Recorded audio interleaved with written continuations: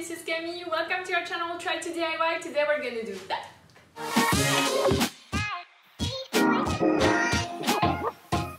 So today we're gonna do those very easy mid-century modern paintings. They're based on geometrical forms, so very easy to do. Anyone can make them. Don't require any painting or drawing skills.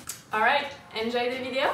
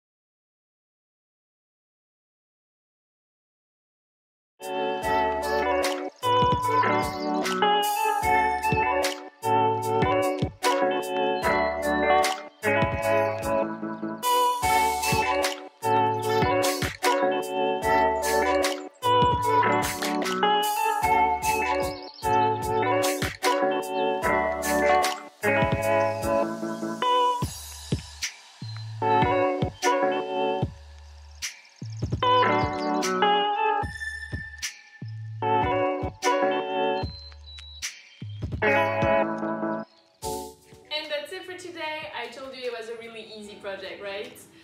If you enjoyed that video, feel free to like, comment and subscribe to our channel, and of course feel free to share it with your friends and family. If you do want to see it in French, we also have a French channel that is called Try to DIY, and we will put the link comment below to this channel. I hope to see you soon. À bientôt!